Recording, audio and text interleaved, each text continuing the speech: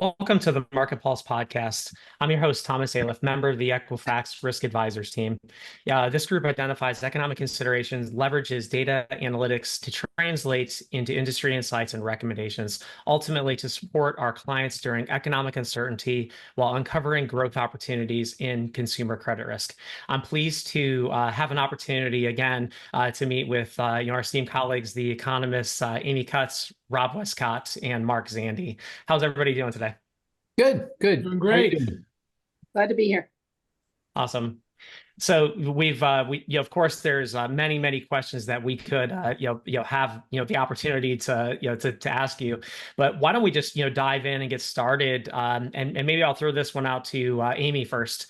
Can you talk about the relationship and impact of budget deficits to interest rates and expectations for what it means short and long term? I think that's a question that often floats around, and there could be some potential, clarifications that could be made. So just start with a question that we could talk about for about 6 weeks and, 5,000 dissertations to be written on. So this is kind of a debate about sometimes what they call modern monetary theory, which kind of posits that deficits don't really matter that much. And others who think that the government and the budget deficits are squeezing out private investment and how that impacts interest rates. I don't think we're yet at a place where those two are commingled. And fortunately, we've been lucky that the last 2 years we've been okay on the budget. When I say the budget, the debt ceiling, that we're not threatening to default on that. So the markets have been somewhat stable. So right now, what interest rates are responding to are more about possibilities for economic growth, both domestically and globally, as well as what the Fed might do. So that's my take on it, that it's not so much driven by deficits today. Potentially, if we don't do something about it, it could have an impact, but not yet. Rob, what do you think? I spent part of my career at the International Monetary Fund in the research department, and a couple of my colleagues there, Ken Rogoff and Carmen Reinhart, got a lot of publicity about 10 years ago, writing a book about the link between debt levels and economic growth.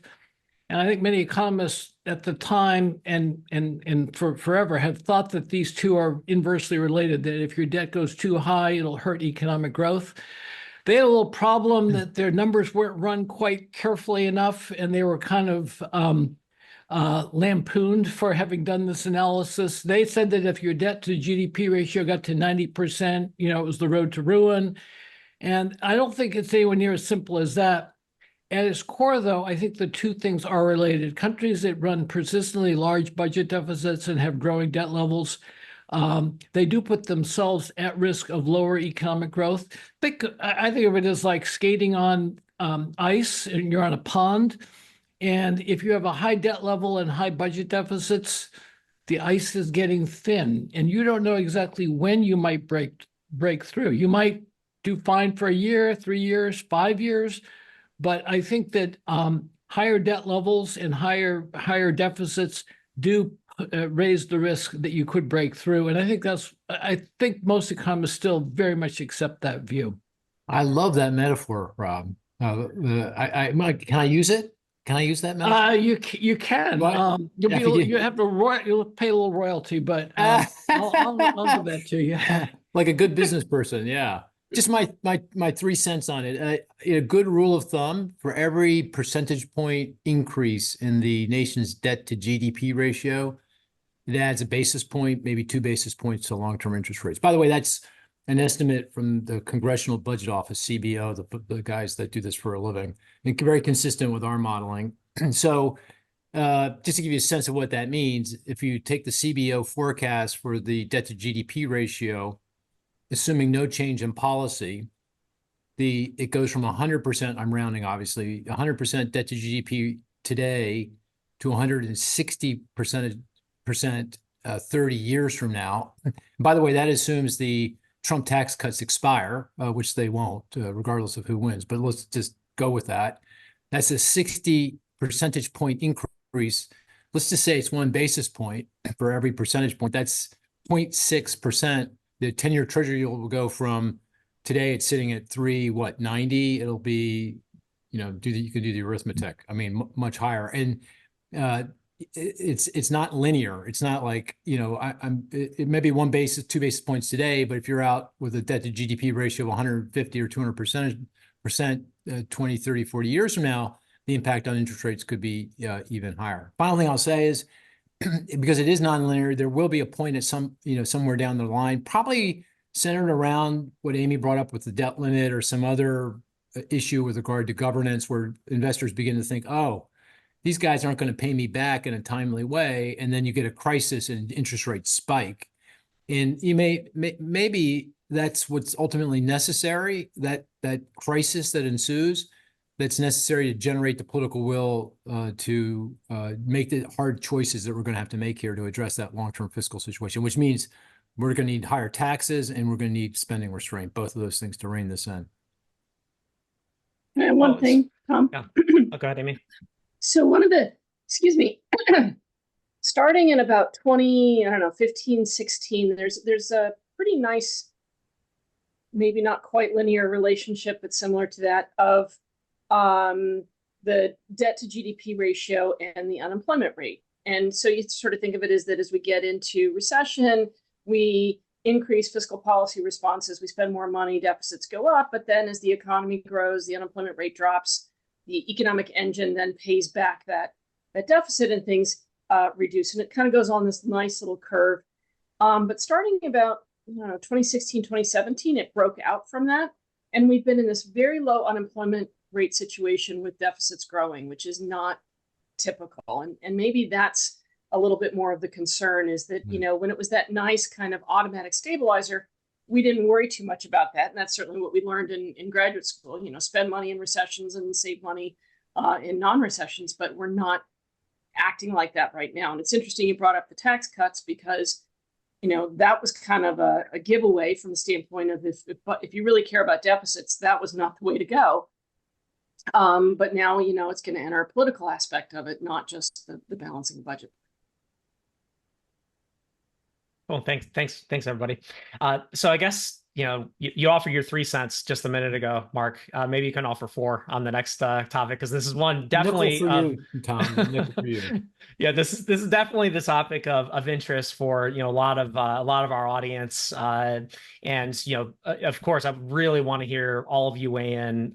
But what are your thoughts on the potential Fed rate actions for the remainder of 2024? We know that they're expected to be in session in mid-September, and I guess on the tail end of that is, do you believe, knowing that there's, we're hearing like 2/3 likelihood there might be cut. You guys might have different estimates of that at this point, from whatever consensus you may have around that topic. But the question is it a quarter point? Is it 50 basis points? Is it nothing? Is it and have they waited too long even to make those decisions? Well, I think they should cut rates, and I think they will cut rates at the September meeting of the FOMC. We got the minutes from the last meeting in July yesterday, and it was very clear that a majority of the members are ready to cut rates, assuming nothing completely unexpected happens between now and the September meeting. It's really a debate of a quarter point or half. I'd say a quarter. I think the Fed probably would keep a half point cut, would only do a half point cut if there was some kind of severe financial market volatility, something was kind of felt like it was going off the rails, more of an emergency, which, if you go back a couple of weeks ago, there was that period when we saw the stock market correct, Japanese stock prices fell, the kind of the unwind of the carry trade. There was a lot of volatility, and there was a lot of hand-wringing that, that this was going to bleed out and we're going to have a real problem in financial markets. It didn't happen. The financial markets have settled.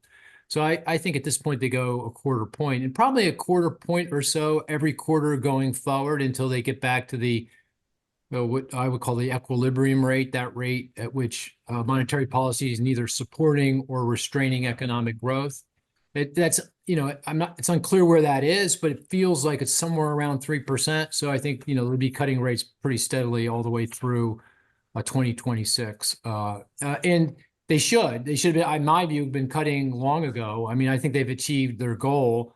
They have 2 goals. One is full employment, check. You know, the unemployment rate's 4.3%, and actually that's been moving north here, and is at the high end of what you would consider to be full employment, and may become, you know, consistent with the job market that's on the soft side.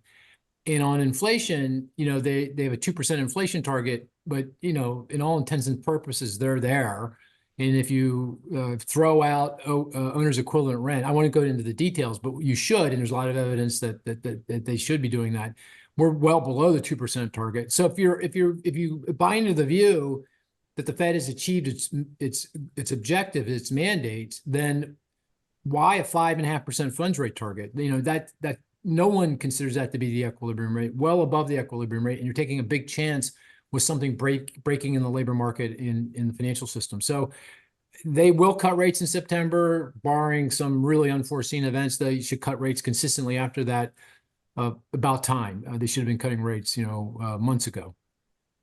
Hey, Tom, I've been kind of a bear on inflation. I was for the last, you know, couple of years, but the data, just looking at it objectively, the last 3 or 4 months to me is really showing a deceleration of inflation. I'm really getting comfortable with that development. One thing that we've been looking at is unit labor costs. So wage demands are down, and the unit labor costs are basically wages, and then you subtract away productivity. You actually divide it away. But anyway, you think of it as subtracting away productivity growth. And wage demands are down. They're now in the mid threes. Productivity has been hanging up there. In the second quarter, productivity growth was 2.3% at an annual rate. So unit labor costs are coming down really low, and they set the pattern of where inflation will be. And I'm convinced now that these numbers are as Mark says, are now asymptoting into the 2% range. So I agree with Mark. They will cut. I could have accepted a rate cut even at their meeting in late July, and I think that, you know, the markets are betting there'll be probably 3 rate cuts by the end of the year. That feels comfortable to me. The one thing that is, Mark said, as long as nothing else happens, and they're going to be on their toes.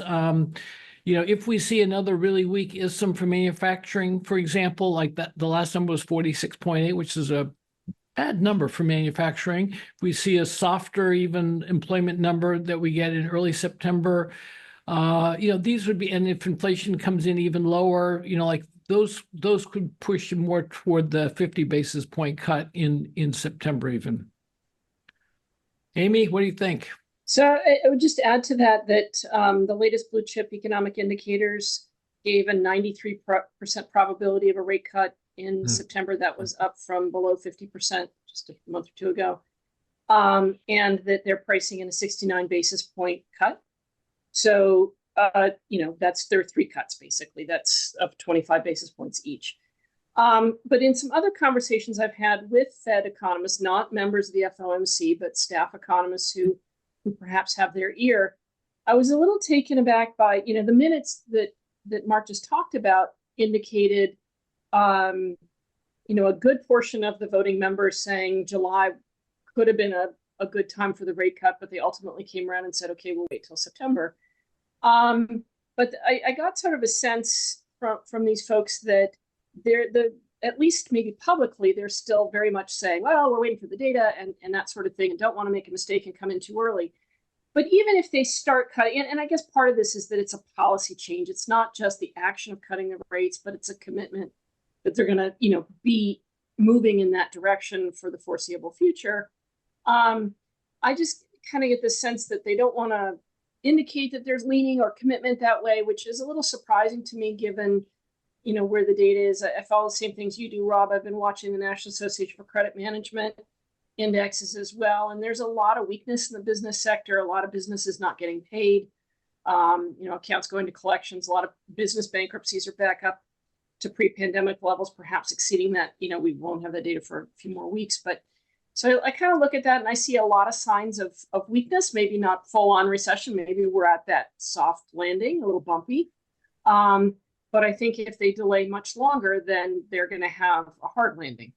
And the other thing to pay attention to is that a 25, 50, 100 basis point cut doesn't have a material impact unless the markets do something unexpected, to interest rates for consumers. So, we'll get maybe a little relief on mortgage, but when I say a little, very little, because if the market's already priced it in, you don't see that big reaction. And it's not going to impact credit card rates. It's not going to, the auto loan rates haven't really trended with the 10-year treasury.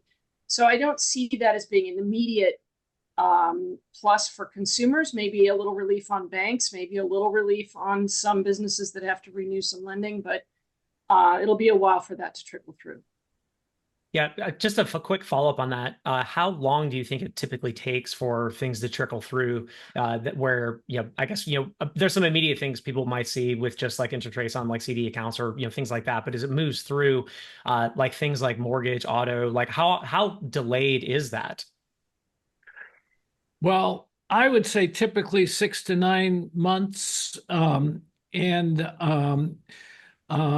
Now, when everyone knows the Fed's going to cut rates, mortgage rates are already down like 100 basis points. Mm-hmm. So the market is pulling some of those expected declines are being pulled forward a little bit, but it's not 1 month or 2 months. It's the benefits that you start to see are probably going to be more like early 2025 would be my thinking.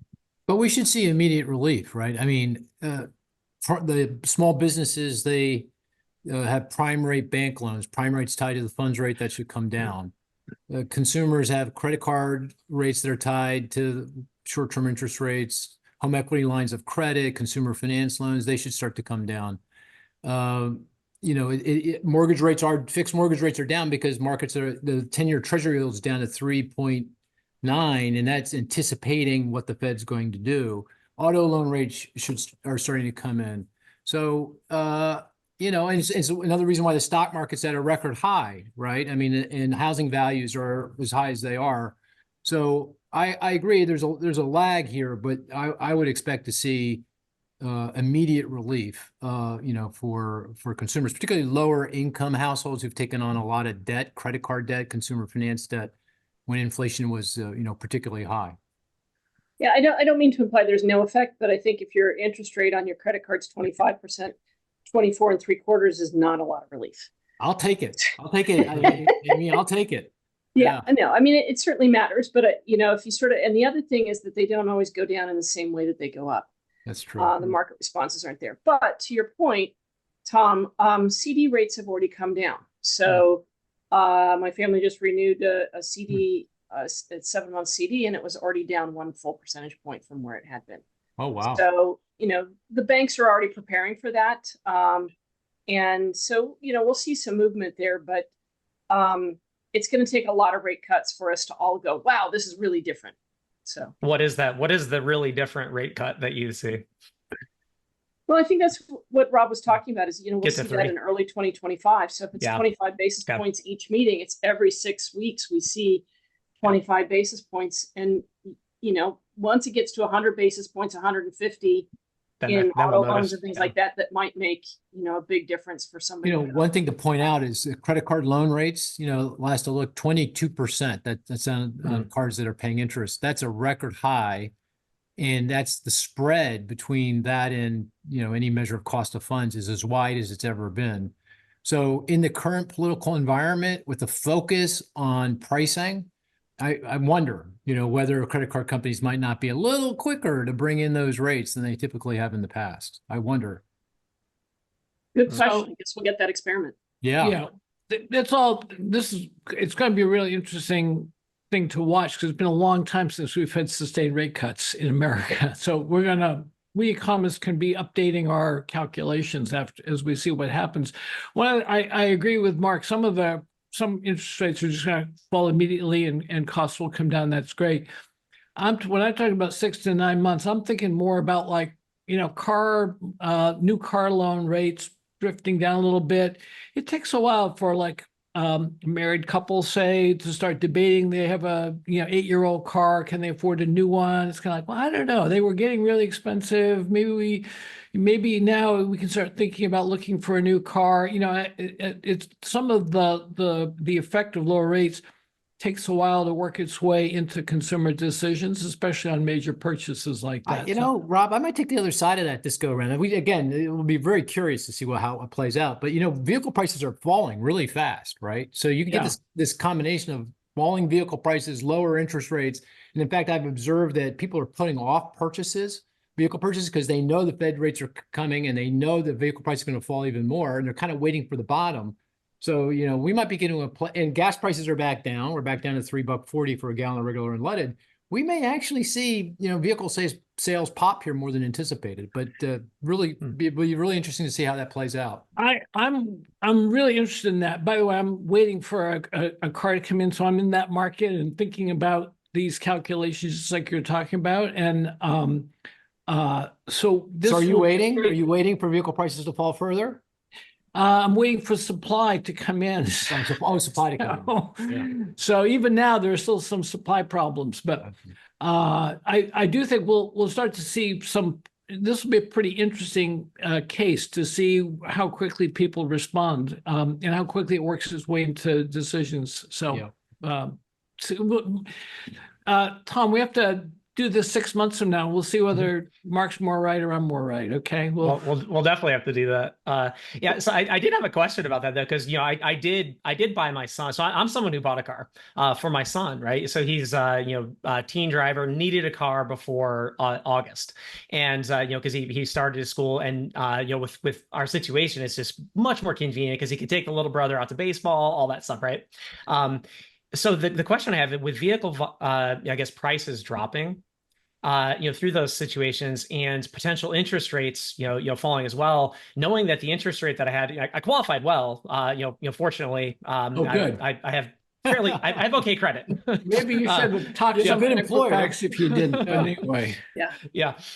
But the question I have is what's going to happen, especially if anyone who purchased a vehicle like that, if the values drop over time, what happens with loan to value relationship in terms of the underwriting and the interest rates situation? Does that create any form of lever or tipping point potentially in auto? Hey, can I just say, does he look like he could possibly have a teenage son? I'm like, I don't know. wondering the same thing? I'm wondering, what's that all about? Well, those Gen Xers, we're all over the map here. So. I have two kids that are over the age of 20. Oh my God. That's not even my oldest. I gotta figure out what you drink, I'll take you out sometime and we can talk about it. Yeah. Well, I think you make a great point, especially with used vehicle prices. They have come down. I'm speaking from memory, so I might not have this exactly right, but for more than the past year, they've been steadily declining. Obviously, they took off during the pandemic, surged because of the shortages that existed. I think they're minus 10% year on year right now, Mark. Yeah, so they're down quite a bit. So I do think that is starting to put some pressure on auto loan quality. It's one of the reasons why auto delinquency and repossession rates are up as well. So I do think you're right. You're making a good point. But a lot of these folks, when they bought cars when prices were high and got loans with long maturities, as long as 7 years in some cases, I think they're now struggling with that in the context of these falling prices. So much more likely we'll see more repossessions as a result of the lack of equity in these cars. Mm. But the thing about a car being underwater, and this was true of mortgages even in the financial crisis, people don't get rid of the car because the loan to value is underwater. If they got to get to work and they can afford the payment. So it has a lot to do with the cash flow. But, Mark, you're right. When the prices were jacked way up and interest rates were high, people needed cars and perhaps got into cars they really couldn't afford. It's most recent vintages that are really struggling. And I know it's brought up the total delinquency rates, but it's really focused on recent vintages. So that kind of ties into that story pretty nicely. According to Jonathan Smoke at our friend at Cox Automotive, he was saying that they've worked through kind of the leasing. Leasing didn't really happen a lot during the pandemic time, and the car rental agencies got rid of their fleets. So now they're in sort of rebuilding all of that. The leases are growing again, but that's a lot of pressure off of used cars. So he doesn't anticipate, at least my reading of what he said, doesn't anticipate falling prices for much longer, that we're kind of now at that steady state for used cars. New cars seem stuck at 15.5 million units. That's kind of where we've been all year. So maybe a little interest rate relief would help spur demand. He also noted that in Colorado, you can lease a new EV for $50 a month by the time you take into account all of the incentives. Wow. Is that right? I mean, practically giving the things away. So, there's a lot of reasons why we should be more optimistic about autos, and yet the data just is pretty boring. Yeah, I think that goes back to the people are just holding off. They're waiting. They're just waiting. It's a deflationary kind of psychology, right? If prices are falling, you just wait. Just wait, Right. wait. Yeah. And I wonder if we're going to see that with mortgage. If I think that the Fed's going to engage in a period now of cutting rates and the market rates are going to follow, then I might not want to. This is assuming that you have a mortgage from the past couple of years, that you might want to wait and not jump into the refi market as soon as you're maybe 100 basis points down, but maybe wait for that as well. So we'll have to see how sensitive consumers are to that refinance. They can refinance their auto loans too, provided they've got the cash flow and the equity in the car. All right. So let's pivot and go macro, go a little global here. So when we think about what's happening, there's some turmoil or activity. We can call it activity in many geographic regions. That outside of the U.S. What are some of the biggest concerns that you see potentially impacting the U.S. economy? And let's start with you on this one, Rob. Yeah. So I think everyone is kind of cheering a little bit that Ukraine has had this incursion into Russia, and they've got whatever 400 square kilometers of territory and so on. I guess that warms people's some, and it makes people feel like, oh, the bully's taking a kick in the knee. But that's one that does concern me because Putin is. He's clearly not about to be embarrassed, or he's going to, lash out even harder because he's being embarrassed. So that's one that we're looking at really closely. And I'm going to Poland in a few weeks. I'm trying to get closer to the action to kind of get a sense of what's going on there in Ukraine. But so that's one that I'm worried about. The other one, of course, is China's aggressiveness with Taiwan. I don't think they're on the verge of trying to attack Taiwan, but I think they are doing kind of a squeeze play on Taiwan. And I think it's going to be a persistent squeeze play. And so those are risks that we need to watch. And it's going to have implications for some American companies and some European companies that have heavy investments in China, because if there is some event with Taiwan, it's going to greatly change the nature of European and Western firms doing business in China. So those are a couple of things we're looking at pretty closely. And I haven't even got to Gaza and Iran and so on. So I'll stop there and let these other folks comment. So I'll note that, there's a lot of small things that add up to consequential ones. And, so direct impact on us, the Houthi rebels attacking ships in the Red Sea. There's no European or United or North American flagged ships going through the Suez Canal because they can't get insurance. And the insurance markets for some of these hot areas, the Red China Sea, China's been doing a lot of military drills and building up military bases there. And places like that can go from being, operation normal to completely falling apart simply because there's risks in the insurance markets and you can't send ships through there. So we're already sending ships around Africa because of the drought in the Panama Canal. We're sending ships around the Panama Canal, around South America. So, those kinds of things, they can be seemingly small kind of events, but they start to add up. Now we've got the railway strike pending in Canada. I think it goes into effect tonight unless they reach a last minute deal. So, just without even thinking about like nuclear safety, right? So Rob, that was kind of implied with Putin maybe being embarrassed, is just questions of, supply chains breaking and or costing a lot more. And again, that kind of goes against what the Fed's trying to do. to get demand and supply in balance. But if we hit supply chain problems again, inflation will rise, not because of demand, but because of supply constraints. So those are some sort of smaller risks that I see that certainly are playing out right now.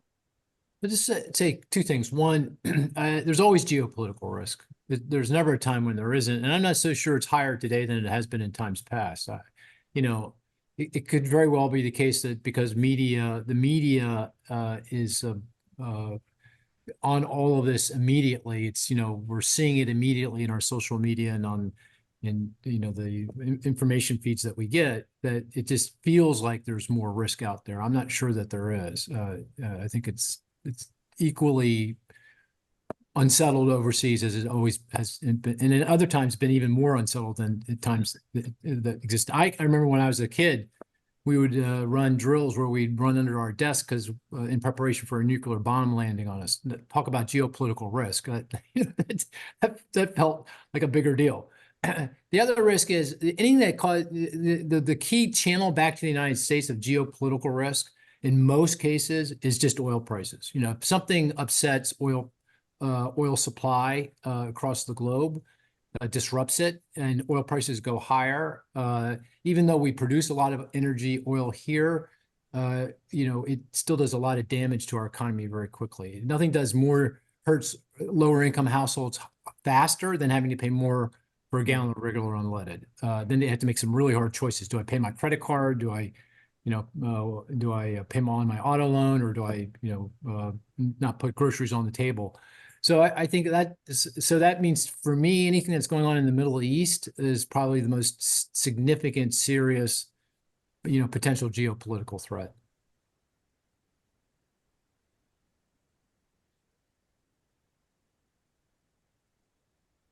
Thomas, are you there? Yeah, Yes. I'm still here. Yeah. Okay. Yeah, I was just waiting to see if anyone else wanted to weigh in anymore. You're very Additionally. patient. Yep. Yeah. Yeah. That's the power of the pause, Mark. Yeah. You look frozen, so that's why I thought maybe your head. No, I was frozen with the insights that you guys have been providing me. The one thing I would just say,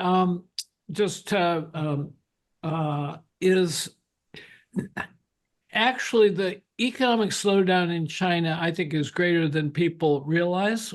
And I think one of the reasons why our inflation is coming down so much is because we are seeing softening of construction in China, and commodity prices are coming down. And so, but that does have a feedback loop back to President Xi. And, for the last 30 years, China's been growing rapidly. And so they could, they were basically playing their waiting game in the world and seeing rising living standards and everything.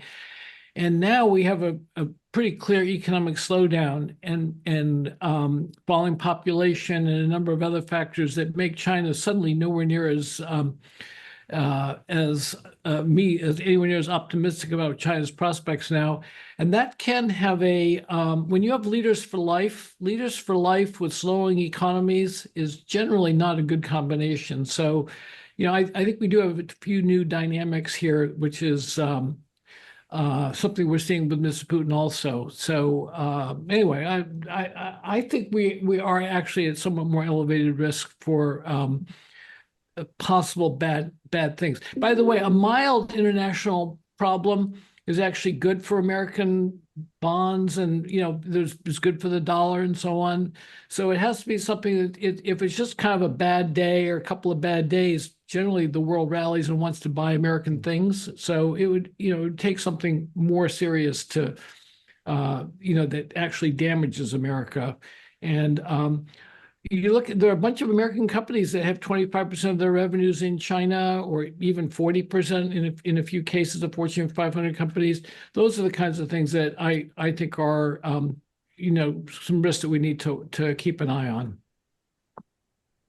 Yeah. So why don't we pull it back to the United States then? Because we're have an election coming up in the next couple of months, and so I guess what are some potential impacts that you think consumers, businesses should be aware of heading into the season? The election season. Yep. Who wants to take that? You I have that will- nice chart, Mark, that you use with the, Democrat sweep and the Republican sweep. Yeah, But I haven't seen it since Biden dropped out. But I yeah. like your chart about just thinking through the risks. Well, maybe I'll take a crack at it quickly. I mean, look, the visions of these two candidates are very different in terms of economic policy and which I know well, very, very different.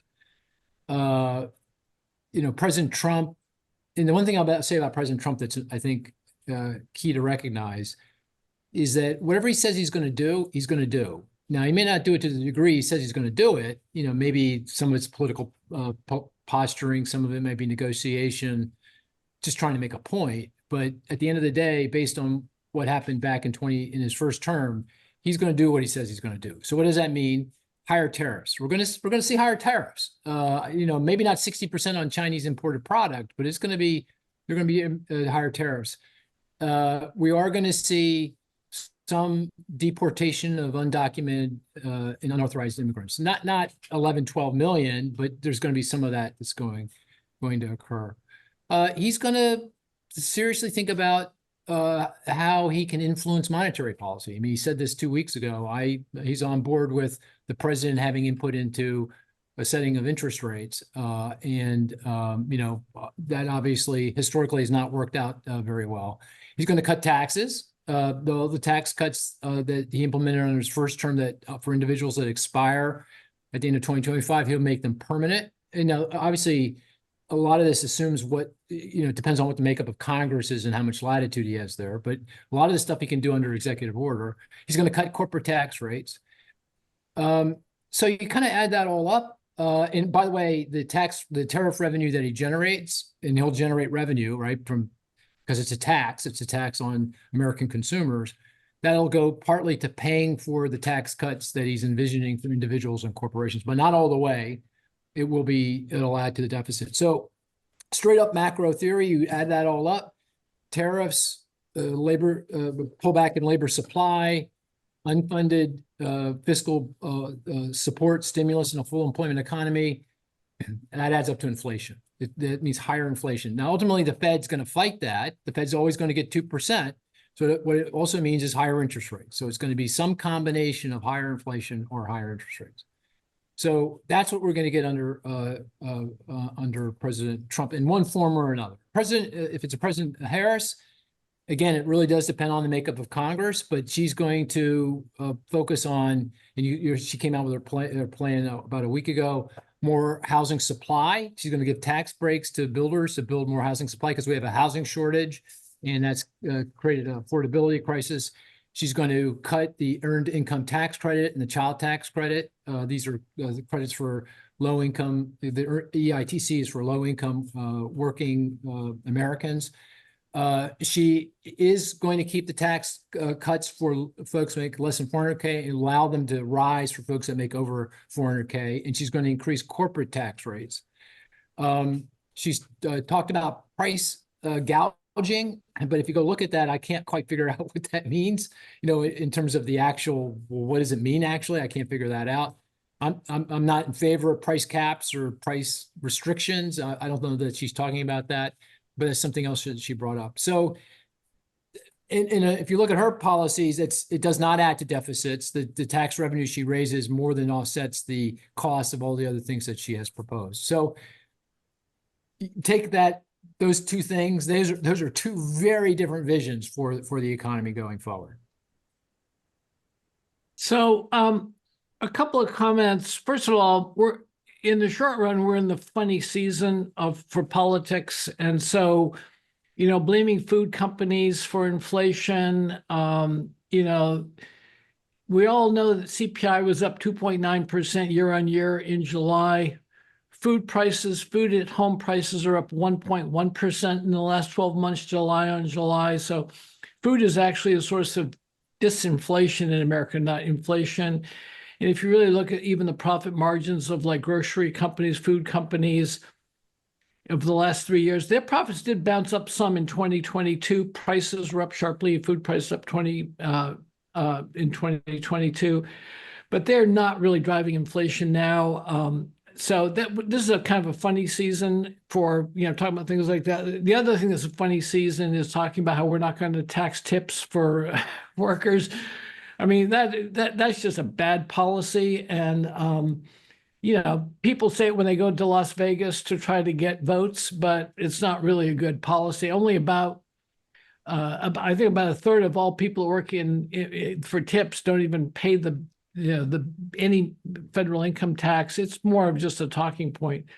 I'm a little worried about like the immigration thing. Even if we didn't deport 10 or 12 million foreign folks out of the U.S., even if it was just 2 or 3, we've done some modeling work on that. And even that kind of a deportation plan, by the way, you're talking about like 737s leaving every day, flying people back to Latin America.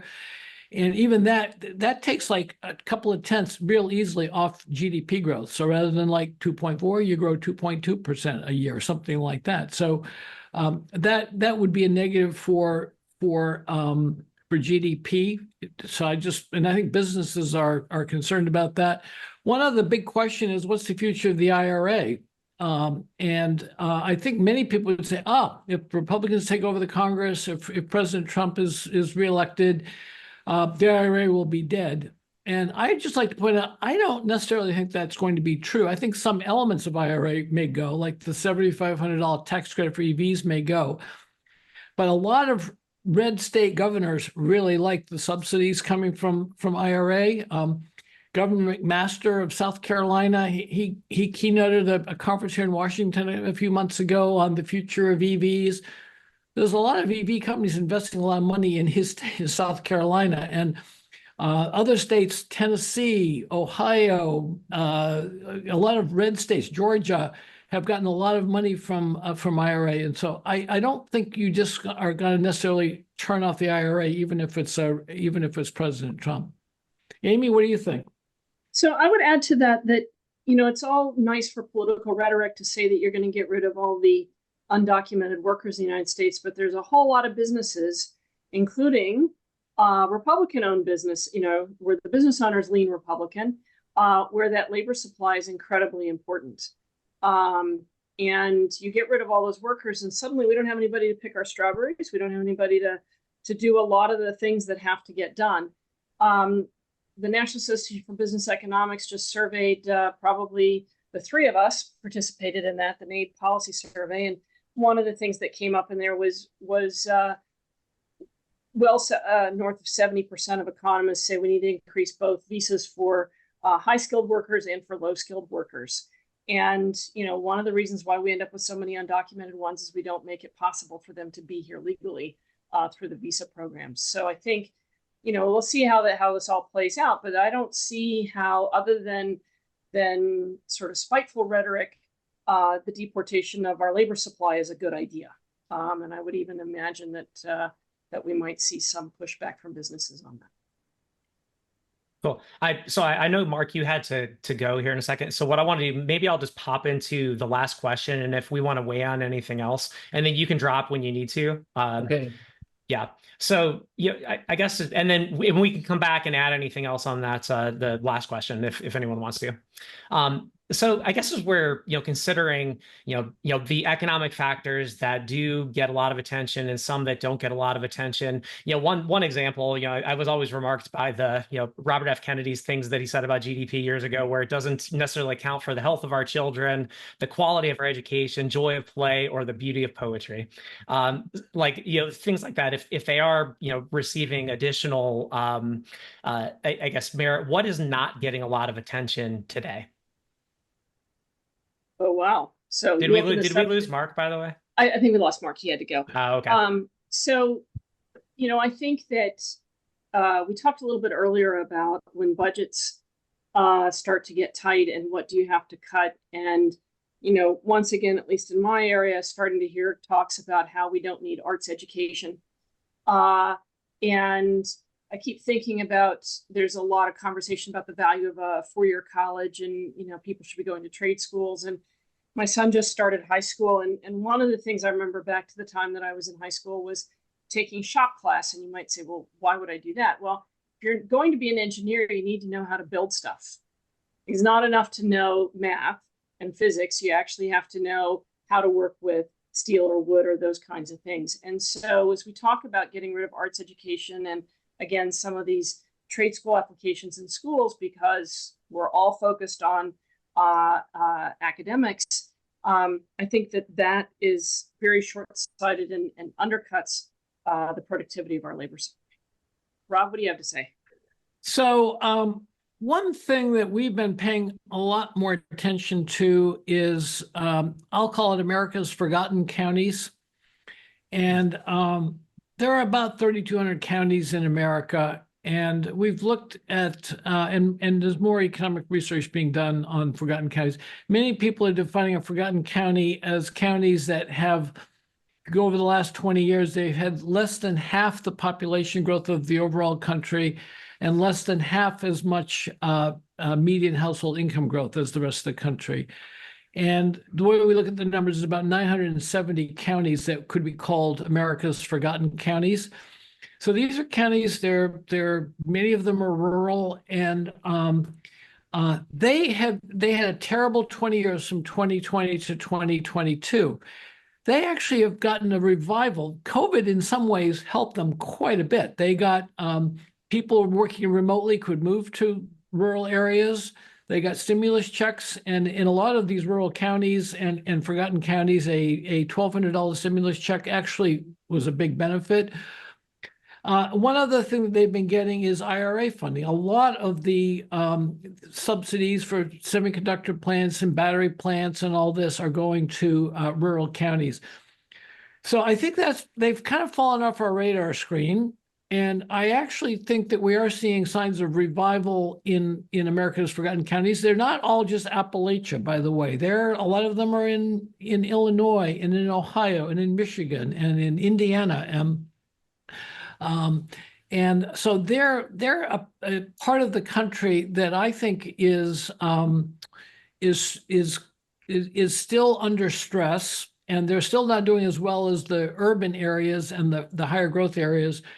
But I think the big question is going to be what kind of support does America give to these counties? And this gets to the election. And is it child tax credits? Is it earned income tax, expanded earned income tax credit? Is it continued like IRA funding? So anyway, I think that there's going to be more focus on America's Forgotten Counties. And I think there probably needs to be more focus on America's Forgotten Counties. So Rob, I was just up in Washington County, Maine, which is one of the poorer counties in that neck of the woods. And it's, when you talk rural Maine, when their third or fourth biggest city is 35,000 people, it's Maine is a pretty big area with not very many people. And one of the interesting things there is their dedication to land trust and to preserving the forests and whatnot. But one like little tiny boost that comes from some of the greener initiatives is the carbon offsets, and a lot of these counties are benefiting from that if they have forest land, of course. But that's a small little boost that comes from some of the green initiatives in an area that is trying hard to preserve that way of life. So yeah, kind of a little bright spot on that. Yeah, so I grew up in Maine, and my family's been from Maine since 1680, from Hancock County, just next to Washington County. But so Maine has, you're correct. There are a lot of green activities in Maine, and Governor Janet Mills at the nominating Democratic National Convention the other night, she bragged about Maine's green activities. So that was a big thing during the DNC the other night. But we basically have stagnant population there. And so the population in Maine isn't very different now than it was in 1820 when America joined the United States. So it's like 1.2 million back then. It's like 1.4 million now. Back then, it was like a tenth of everyone in America lived in Maine. Now it's like a third of 1% of Americans live in Maine. So we do have kind of an issue there. But green has basically been a plus for the Maine economy. You're correct. Okay. Well, it looks like we're out out of time for today. You could obviously, continue talking to, the three of you for, as you said, 20 minutes, a couple days. We could, spend a week together. But I want to thank you, Amy, Mark, and Rob, for joining me today. To our listeners, I hope you enjoyed today's topic as much as I did. If you have any questions or suggestions for future podcasts, please reach out to us at riskadvisors@equifax.com. We look forward to hearing from you.